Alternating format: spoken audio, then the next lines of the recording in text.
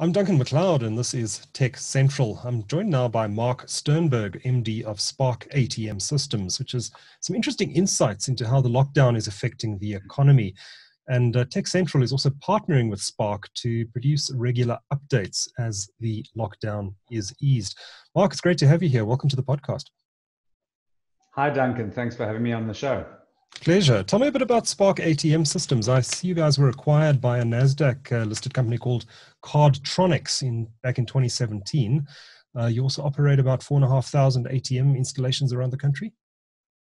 Absolutely, Duncan. Yeah, so we've been operating in South Africa for about 15 years. This is our 15-year anniversary. We actually had a few fantastic 15-year parties planned for this year until the small matter of Corona arrived a few months ago. But hopefully we'll still have a chance to have a few celebratory drinks later this year. Absolutely, we're in the ATM business. We deploy ATMs on behalf of 8 financial institutions in South Africa into retail, petroleum, convenience, gaming, hospitality locations countrywide. And as you said correctly, we've got about 4,500 ATMs in the market across the breadth of South Africa. And yes, Cardtronics is our holding company. They're a US listed $1.5 billion company operational in 11 countries globally. And they own and operate over 200,000 ATMs. They're the biggest ATM operator globally. So it's been a really interesting journey building the company, and the last few years being part of a global group. And certainly none more interesting than the last few weeks in South Africa. And looking at what's been happening in the ATM market and how it's, how our ATMs are reflective of what's going on in the economy. So explain to me how the ATM market works in South Africa. I know there are independent ATM operators such as yourselves. The banks obviously deploy their own ATMs. Do you work exclusively with licensed financial institutions to deploy ATMs, or are you permitted as an independent provider of ATMs to deploy your own infrastructure and then service clients directly? So it's the latter, not the former. So we, in every instance, partner with a bank. In terms of the regulations in South Africa, we partner with a sponsor bank. And effectively, in terms of the regulations, we would then deploy an ATM on behalf of that particular bank, be it a Capitec Bank, Absa, Standard, Nedbank, or FNB, who are the 5 big ATM deployers in the market, comprising collectively kind of over 90% of the ATMs in South Africa. Just over 30,000 ATMs in South Africa, of which we own and operate about 4,500, exclusively in retail petroleum locations. We also do a few bank branches. And you're right, banks typically used to deploy their own ATMs into the market. More and more, they're partnering with the likes of Spark ATM to deploy ATMs on their behalf. We offer the full end-to-end ATM offering, from site selection to ATM commissioning to installation, through all the way to servicing and monitoring the equipment. So the ATMs would look and feel exactly like a bank branded ATM to the man on the street. The same fees apply. If we deploy a Bank X's ATM, then that bank's customer would pay those fees at that ATM. Other customers typically would pay a slightly additional kind of, SaaS switch fee to use the machine. And so it goes, and we continue to deploy ATMs, and the market continues to grow really in certain segments. Yeah. So is there a particular LSM that you service, or is it across the market? It is across the market. I think the majority of our installations are non-metro installations. More and more we're deploying ATMs into kind of rural, peri-rural locations, where ATMs are still underserviced, and the ratio of ATMs per capita when you get out of the main metros in South Africa remains kind of fairly low and quite challenging, particularly across peak days, month ends, and your SASA period, where we along with all the banks, are challenged to keep the ATMs loaded and stocked, because the demand is really high and the supply of ATMs is quite low. So yeah, we deploy ATMs across the breadth of the country. I know it's a little bit off topic from what we're discussing today, but I had an interesting Not chat at with all. Yeah. Shamil Jusub, the CEO of Vodacom Group, yesterday, and he was talking about the impact of load shedding, and they're going to be spending R1 billion this financial year installing generators and battery backup systems, etc., to keep their network going when the anticipated load shedding returns when this lockdown is over. Are you guys able to mitigate against load shedding at all, or do your systems simply go offline when the power's off? So it's also been a challenge to us. Fortunately, the last few months, this COVID period has been a period of no load shedding, and hopefully Eskom will have taken the gap, as we all hope, to improve their scheduled maintenance and unscheduled maintenance and get load shedding behind all of us. But we have no illusions that it's a challenge going forward. We dealt with it in many different ways. So certain locations where we install an ATM inside a store, a large super spa, a large shopping center, a Pick and Pay, etc., would already have generators and backup power. Other locations, and we could piggyback off that perhaps, the ATMs actually use quite low electricity supplies, so they generally are quite light on demand. In many other locations, we had to go and invest in backup battery power, UPSs and the like, just to keep the machines trading through the lockdown, the load shedding period. Yeah. It was an expense for us, and hopefully we'll see the back of that soon. Yeah. Okay. Well, Mark, take us through some of the numbers then. You obviously have some interesting insights to share on the impact of the lockdown on people's spending behavior and how much cash they deposit and withdraw at your facilities. Right. Maybe just take us through what sort of data you're able to glean from your ATM network, and then from that, what you've seen running up to the implementation of the lockdown, and then through lockdown level 5 and now into level 4. Super, yeah, Duncan. So, the virus and the impact on the economy has kind of moved so quickly over the last 2 months. It feels like years, but it really has been 2 months since we went into this. Going 2 months, kind of early, middle of March.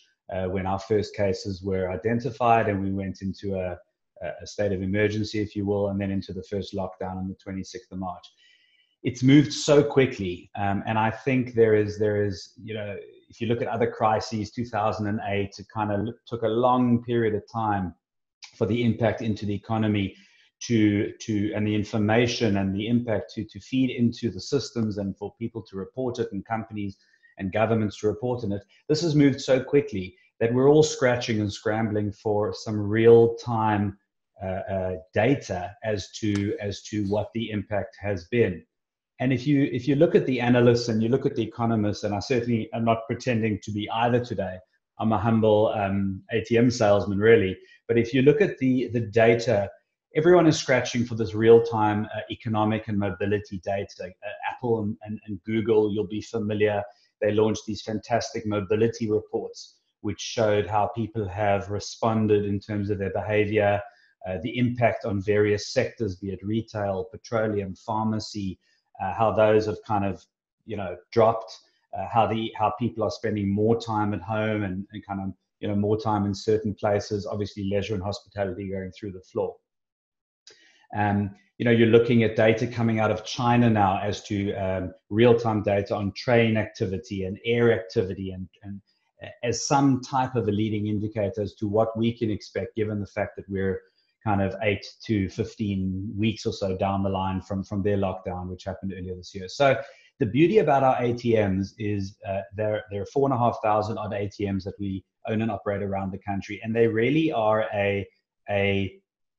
they really take the pulse of the country. They are a real-time indicator. We get data every single day from every single ATM live, and they're really a proxy for human mobility. They're taking the pulse of the economy. They're taking the pulse of the population in that area, and so we're able to draw some pretty accurate conclusions as to what is going on in the country economically, and I think pretty useful. We used to publish many years ago a report called the Spark Cash Index. Mm-hmm. And the reason we reported is because our ATM volumes tracked one of the most closely followed Stats SA reports, the Retail Trade Sales Report, really like train tracks. Except we were able to publish our report kind of within a week of the new month, and retail trade sales would come out of stats kind of 6 to 8 weeks later. It was a very closely followed report as a real-time indicator. And so we know the data is very robust and very reliable. And we've seen some fantastic data coming out of the last 6 to 8 weeks, which I wanted to share with you and our viewers today, as to kind of what the impact of the various stages of this virus have been. And as you rightfully said, we think about the stages in a few distinct categories. So there's first the containment phase, which for us was the initial phase from when our first case was identified. I think it was early March, through to the state of emergency, leading up to the first phase of the first 5-week lockdown, which started on the 26th of March. Then we think about that first lockdown period, ultimate lockdown 101, 26th of March for 5 weeks up until the 1st of May, and the impact on our economy and the impact on ATM volumes during that period. And then now the relaxation period that we're currently in. So the move to level 4 on the 1st of May, we've had about 11 days of that. The impact and the improvement or not in various sectors there. And then I guess we'll move through the various phases of relaxation, hopefully moving to level 3. Rumor has it within the next week. Level 2, nice. Level 1. Well, I heard some fairly accurate rumors this morning. I know you're a big proponent of getting out of this fairly quickly, but yeah, I heard some fairly accurate rumors. Fairly accurate rumors this morning. I saw the police minister was making some remarks yesterday in KZN, saying that the government is looking at relaxation to level 3, but no time frames were given. But I hope your sources are accurate, because yeah. Again, I'm not going to pretend to be a politician or an economist, but we had some pretty accurate feedback this morning. So hopefully there'll be this continued relaxation, and then I guess we all need to start thinking about the new normal and what that looks like, the other side of this. So, with your permission, maybe to kind of do a bit of a drive through of what we've seen and over the last 6 or so weeks, and then we can dissect some of the data. Please do. I imagine that, Mark, there was a big jump in economic activity just prior to the enforcement of the level 5 lockdown. As 100%. People were scrambling to buy essential services and stock up on alcohol and all that sort of stuff. Spot on. So I'm just kind of looking off to the left here at my charts and the data here and various graphs that our data analytics team are pushing out on a daily basis. But absolutely. So the 25th and 26th of March, which were the Wednesday and Thursday, we went into lockdown at midnight on the Thursday night, and then started on the 27th. That Wednesday and Thursday were real bumper days on ATM transactions. Remember, all of our stores were still open. All of our host sites were still open. No one had closed yet. And it was a real bumper period, comparable in our volumes to a pre-Christmas period. So the most comparable days to that are the 23rd and 24th of December last year. They look exactly the same in terms of the volumes and the spike. The other interesting piece from those 2 days was the average withdrawal value also spiked. So not only was there higher volumes, but the average value that people were withdrawing was also higher by some 15% over our kind of long-term 12-month average, which indicates that people were really stocking up. This concept of a flight to safety, a flight to cash, uncertain times are coming, and we're not sure what's going to happen to the banking system. We're not sure what's going to happen to credit. I'm not sure if my card is still going to be good to go. These are not valid concerns. We have an incredibly robust financial system in South Africa, amongst the best in the world. But these are the concerns that drive people to go and stock up on cash, stock up on more cash, certainly to go and shop more across the spectrum. Yeah, you asked about LSA. Yeah, go for it. Sorry, Mark, we see a lot of irrational behavior when this sort of thing happens. I mean, the fact that people were stockpiling toilet paper ahead of the lockdown is a good example of that. What's that about? Absolutely. What's that about? If only we'd known how long this would last, we wouldn't have been stockpiling toilet paper. We'd be stockpiling Johnny Walker Black. Exactly. So Duncan, that was the period leading up to the lockdown, and then certainly the lockdown came, and the 27th, 28th were some of the quietest days in our volumes. Actually, the Sunday, the 29th of March, was the lowest transaction level we've seen in our business in almost 4 years. Wow. We actually went back to our systems to check if everything was kosher, because we just haven't seen volumes like that since I think it was comparable with Christmas Day, kind of 2017, which was also just a very quiet day, just indicative of how people were just staying home, and economic activity dried up. Yeah. And then we entered kind of lockdown really in earnestly. And then the Monday the 30th of March came, and we looked at each other because the volumes were still so incredibly low. All the stores now had closed. People had gone inside. People still had enough supplies from their stock up period, and they hadn't gone off to the shops for a reload. And then we saw what we like to call, kind of from the 1st of April onwards, we call it affectionately a month of Sundays, because every single day looked like a Sunday. And what I mean by that is the actual shape of a daily transaction graph. Each day in our world has a slightly different shape.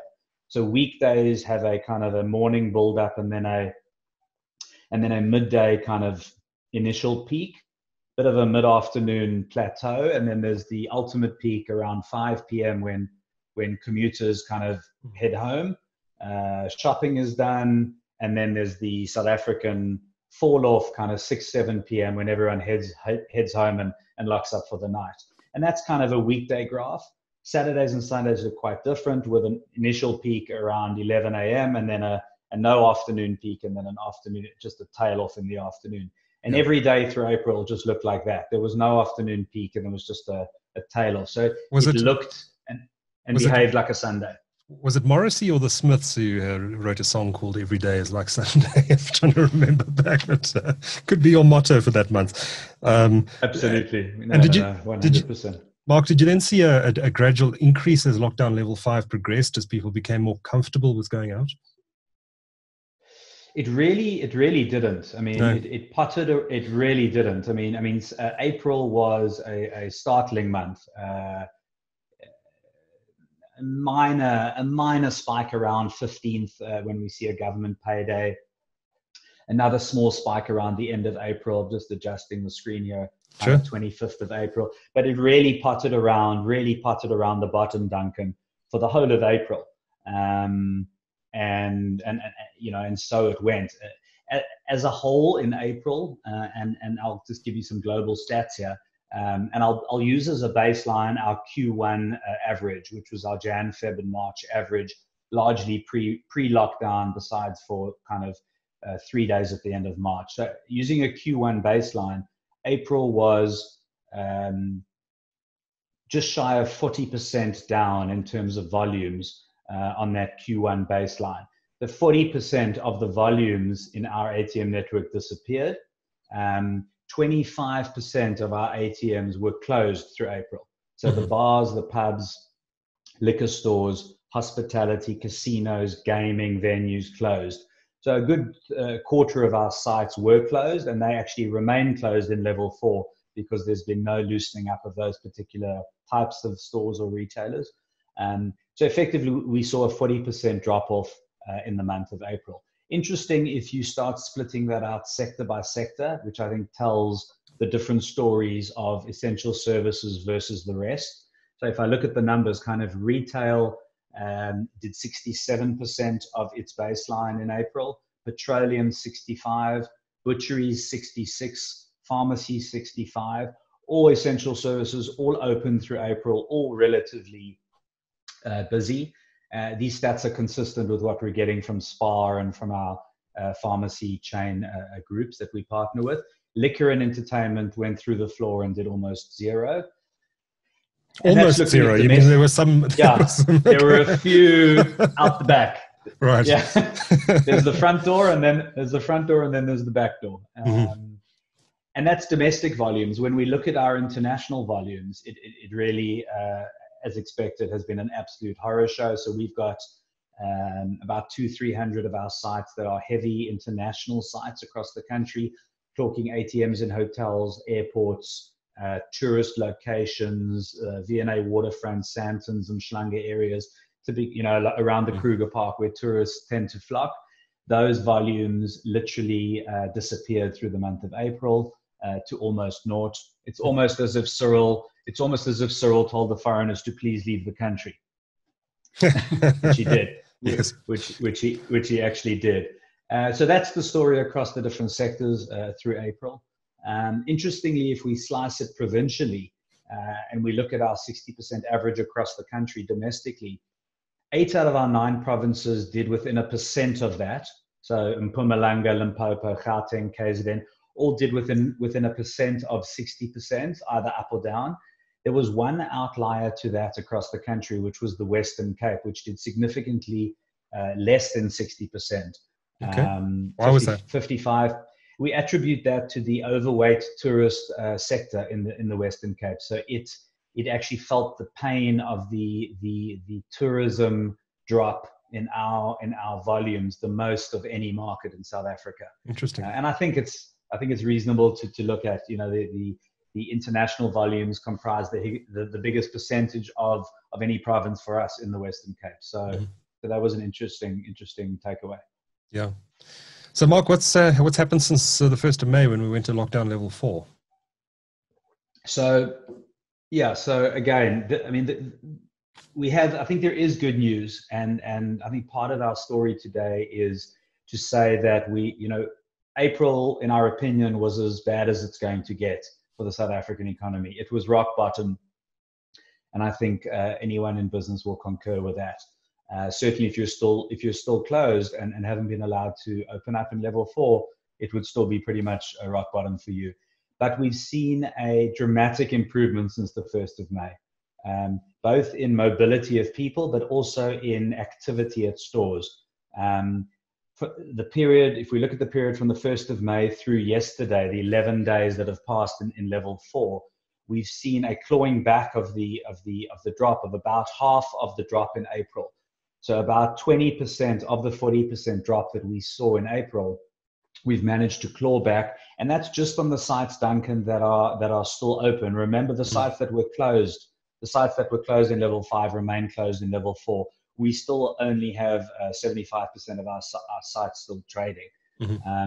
So it's a material improvement, and I think the message there is that we're robust, we will recover. The ATMs are very real-time, very accurate bearings on what's happening in the economy and people's mobility. I think you just have to compare the roads and the suburban roads kind of end of April to early May to just acknowledge that there is an improvement in mobility and transaction and economic activity. And I think this will continue to improve as we move through levels 3 and level 2. Certainly for us, as we see the liquor stores and other stores starting to reopen, we've already seen a few hardware stores opening this week that were closed in level 5. A few of the shopping centers in general are becoming a bit more active because you've got the clothing stores reopening, the sportsman's warehouses reopening. So, going from just the supermarket and the pharmacy open in the shopping center to now having, maybe half or more of the shopping center open, just the volume of activity is slowly improving. What are your views? And I know you prefaced this discussion by saying that you're not an economist, but have you spoken to any economists? Have you got any sort of view on how the numbers that you're seeing might flow through into GDP going forward? I've obviously read the GDP reports and the various predictions from the catastrophic 15% through to what Treasury and SARB put out at kind of 6 to 8% range. I think, as with all stats, we'll land somewhere in between, but it certainly is not going to be pretty. It certainly is going to be a horror show, and we certainly see South Africa entering a long period of recession. Certainly Q2, without a doubt Q3, and in all probability much of Q4 before we see an improvement in the economy kind of later this year. And I think much like everyone in business, we're hoping and praying that some of the shackles that the economy have been operating under in the last few years are unleashed, and some real hard decisions are made, so that when our economy ultimately does reopen, we've actually got some exciting new opportunities to come back to across the spectrum, and that the economy is reset. Much the same way that the government kind of reshaped the health curve on the 26th of March. Now, in my opinion, now is the time for the government to reshape this economy's trajectory going forward. Because if we miss this opportunity, this golden opportunity, and the space that Cyril Ramaphosa has given himself, I'm not sure he'll have another opportunity like this to reset and make the hard decisions. So yeah. Hopefully there's a bright future to look forward to. I'm a glass half full person. I spent a few years living in Australia in the early 2000s, came running home back to South Africa to start this business, and have set up here with my wife and family and many friends in a business. So we're long-term, very optimistic on the economy, but certainly a difficult few months ahead, Duncan. Yeah, no, indeed. I think Cyril Ramaphosa is absolutely aware of this opportunity that lies in front of him, but I think the big question will come down to whether he makes the right decisions coming out of this lockdown. You mentioned before we started chatting that SASSA, the social grants agencies, made some changes to make payments. Right. And you've seen this flowing through into your numbers as well. Take us through that. No, absolutely. So it's been a fascinating kind of sub-story to the ATM volumes in the last 6 weeks. So part of the assistance that the government has provided to South Africans through this period has been through the social grant, through the existing social grant system. Some 16 or 17 million South Africans receive a social grant of one shape or form each month from the South African government. That's roughly a third of our population. The changes that the government made to the system were kind of much needed and swiftly implemented, and actually quite impactful in our opinion. The first change they made is they moved the payment date from the 1st of the month through to a staggered payment date on the 4th and the 6th of the month. Historically, going back many years, all the social grants were paid on the 1st. The funds typically cleared the account late or early morning on the last day of the month. So the 1 April payment would have gone off wee hours of the 30th of March or 31st of March. And on that particular day, we saw massive problems with social distancing, because you had your child recipient grant, your child care recipient grant, queuing with your elderly grant recipients, as well as the disabled. And the first has always been a very congested period for retailers who pay out the grants, as well as ATM providers such as ourselves, because much of the ATM grants are accessed via ATMs. So what they did was smart, and something that we've been calling for in the industry for a long time, is they staggered the payments. So this month, on the 4th of March, the old age and disability grant were paid. So you saw on the 4th and the 5th of March, those payments being made into bank accounts and then redeemed at retailers or at ATMs or at the social grant offices.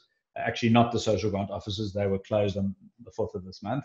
And then on the 6th of May, it was the child care and other social grant recipients. So the first takeaway was we saw a much more orderly process. There were a few glitches in the system. There were some duplicate payments, and there were some issues with the EFTs, which the social grant agency resolved and continues to resolve. But it was a much more orderly process. It allowed us as ATM providers, myself, as well as the banks and other ATM providers, to drive higher levels of availability in the ATM. When everything was paid on the 1st, typically, the ATMs would run out of cash by 10, 11 a.m. We'd have to often reload a single ATM twice on the 1st just to meet the demand of the social grant customers. So it's a far improved process going forward. Number one, it drives social distancing by minimizing the queues. Number two, The government have also increased the value of the social grants. So there's been increases to the main grants at the moment, the elderly, the disabled, and the childcare grant. And just yesterday, Minister Sisulu, who heads up the social grant department, announced that the new special grant, I think it's called the social distress grant, will also be paid out via EFT and in all likelihood also accessed through ATMs. The relief of distress grant, that's what it's called. It's got a bit of a funky name.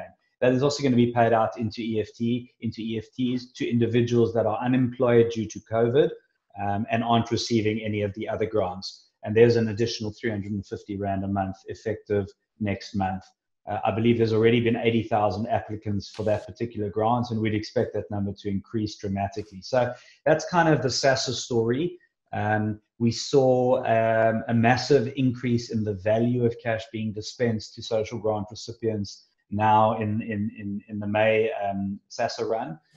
If the stats don't lie, we saw some 43% more cash being dispensed than the social grant cash through Q1. So the government's taking this opportunity just to use ATMs and the social grant system as a means of getting cash into the hands of certainly the most needy at this time. I mean, I think it's one, you know, it's one of the only avenues that the government had to actually get cash into these millions and millions of individuals' hands. Yeah. So, Mark, you're part of a NASDAQ-listed company. You operate in multiple markets around the world, as you mentioned. And some of those markets, many of those markets, I'd imagine, are further down the line in terms of their lockdowns than South Africa is. Do you have any data from those markets that might give us some predictions about what's going to happen in South Africa as we move to ease our lockdown further? Yeah, so absolutely keeping a really close eye on the other markets within our Cardtronics group, notably the US, the UK, Canada, Australia, Germany, and Spain. So Spain is probably the most advanced. They went into the lockdown the earliest, and they're probably the most advanced in their relaxation of the lockdown. A lot of the data I've been sharing with you, the sectoral split and the kind of the data we're seeing through the different phases is data that we're sharing within the group and comparing notes, you know, really useful for us to see countries that are ahead of us by a few weeks, what they're seeing as they come out of this. And it's a proxy for what we can expect to see. If we look at Spain, kind of the way, you know, each market is coming out of this relaxation, if I may say, in a very similar way. I think the scientists, the epidemiologists the world over are consulting the whole time on and refining their approaches to coming out of this and referencing other countries that have come out of the relaxation before us, the likes of China and the like. So everyone's coming out of this in kind of a 3 to 5 phased approach. We saw Boris Johnson on Sunday evening announce the UK's approach, which is also a 5-phase approach, similar to South Africa. What I particularly liked about the UK's approach and about Spain's approach is that the government was very clear about the timeframes, the expected timeframes in each phase. So in Spain, for example, there are 4 phases from the 1st of May until the end of June, each lasting 2 weeks, level 4, level 3, level 2, and level 1. And the government expects to have, you know, even tourism and hospitality and air traffic back up by kind of early July. And by doing that, and based on that, they've modeled their virus and their economy. And basically, they're being very clear to the population. They're saying, if you guys abide by the rules at each stage, this is what you can expect. And I think some of the issues and the irritation, dare I say, or frustration we're seeing across many quarters in South Africa today is that we haven't been given a very clear time frame. People don't like uncertainty. People don't like decisions to be made for them. If the BNB operator in Mpumalanga just knew that by 1 July they would be able to open their doors, they could then go back and start planning their cash flows, their business, their staff, and their relationships with their suppliers and their bankers. Unfortunately, we just don't have that much clarity at the moment. Although the initial draft guidelines spoke about 2-week periods from level 5 through to level 1, I don't think that that's landed yet. And I think the government would be well placed here just to give us some clarity as to what the next 2-3 months actually look like. And then I think people will kind of accept it. And generally, I think we've seen pretty good obedience in this country. Yeah. And we'll have a clear time frame to get out of this. No, I think you're absolutely right. There has to be that certainty because it allows business to plan and mitigate against risk and potential losses, etc. Helps it to plan in much greater detail. And I would actually expect that the president's going to make some sort of announcement later this week. He hasn't. I don't think he's been on television for about 2 weeks now. And we haven't heard from Cyril for 20 days. Is it 20 days? Good grief! I didn't realize it was that long. It's 20 days today, and absolutely. I think we miss Cyril, and we loved his messages, and they were just very eloquent. Obviously, his Monday newsletters are being voraciously read by everyone. But I think we certainly should hear from him later this week with a clear message as to where to from here. And I think, again, I'm not an economist, I'm not a scientist, but we've certainly all had to become experts in this virus in the last 2 months. Be that as it may, I think South Africa is doing an extremely, extremely good job, and I don't think we should take our eye off the ball and off the facts. My 10-year-old boy, I'm a pretty bad parent, but my 10-year-old boy comes in every morning and he's just data, he's data for scrick, and he's obsessed with what's going on. And he'll show me how much better we're doing than the Turkeys and the Russias and the Brazils, who quite frankly responded quite late and are now dealing with both an economic and a health absolute crisis. We have an economic crisis, but at this stage, our health crisis has been well maintained. And I think we all have to acknowledge that they have to be read hand in hand. They're not mutually exclusive. If you ignore the one, the other will overtake you, and if you ignore the other, if you ignore the virus, the economy will overtake you. So hopefully Cyril will kind of find the sweet spot in the middle. Later this week. The other message that I kind of think about often here is the initial lockdown was binary. It was black and white. Kind of go into lockdown and just don't leave your house. It was fairly easy to implement, if you will, and it was a fairly short period of time.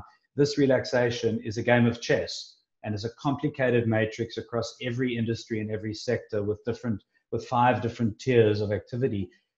I'm happy if the government get this 80% right, and I'm willing to give them a bit of leniency on what they're not going to get right. And obviously they are going to make a few mistakes.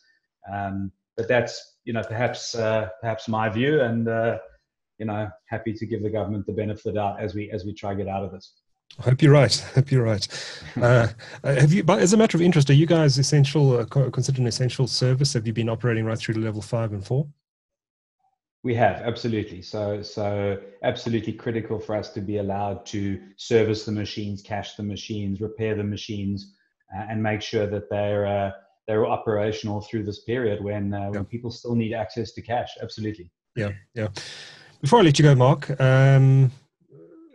perhaps a bit of a left field question but do you think this crisis is going to have an impact on the way people think about cash? Do you think it might drive people to look for more digital solutions? I'm just thinking of people perhaps not wanting to use the ATM because it could be a vector for the spread of the virus. Yes, yeah, absolutely. So we've dealt with a lot of these issues. I mean, let me break my answer up into 2 parts. Kind of the future of cash in general. Pre-virus and post-virus, and that's something we've been dealing with in South Africa and globally for many years. And then the second question was really around kind of the cash as a means of transporting or contaminating the virus. So there's kind of 2 schools of thoughts as to the last point. Early on in this virus, the WHO, one of the spokespeople at the WHO actually came out and said that cash may be a fairly good transmitter of the virus, and then retracted the comments because actually paper and cash was proven to kind of not be a very long surface for the virus to live on. They did a study and they kind of found out that plastic and steel would last for 3 days, and cash it kind of lasts for up to 24 hours. I was actually thinking more of the keypad on the ATM itself. Oh yes, absolutely. No, absolutely. So the problem with cash and the problem with ATMs, despite the fact that paper may not transmit the virus as well as steel or other devices, ATMs are high traffic areas without a doubt. They're high traffic areas. You've got hundreds of people using an ATM potentially a day. So the actual device itself needs to be thoroughly cleaned. And that's something that we, from a hygiene perspective, have really picked up in recent weeks. Every time we visit the machine, they're getting cleans on the keypad and the device and all the buttons, which is something we absolutely have to keep up. There's new research around kind of UV, despite what Trump had to say about UV on surfaces is a very good way of killing viruses. And we're actually looking at some technology now where we, with an ultraviolet device, could potentially kind of clean the viruses on the ATM every 30 seconds. So that's potentially quite an interesting way forward. But certainly keeping cognizant of the virus in the same way the trolleys are being cleaned at supermarkets every time you come in. These are high traffic zones. So yeah, that's been a challenge to throw into the rest of the challenges that we see. Cash in general, if I can come back to your first point, cash in general in South Africa, is really performing very well, was performing very well before the virus kicked in. And we expect to recover kind of ground and, by kind of June, July this year, be back to kind of pre-virus levels. Certainly across the lower LSMs in South Africa, cash remains the primary means of payment.